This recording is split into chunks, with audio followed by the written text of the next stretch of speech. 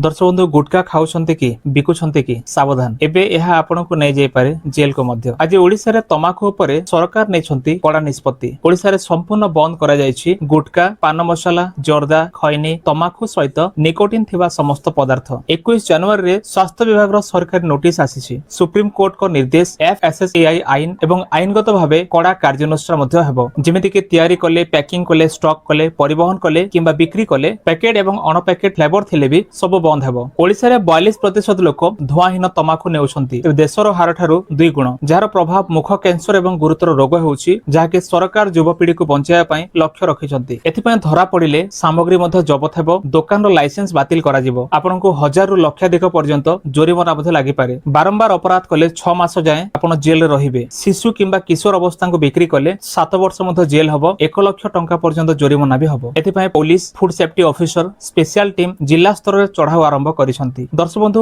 निशा छाड़ंतु, जीवन बंचांतु, निजे सचेतन होई अन्य को भी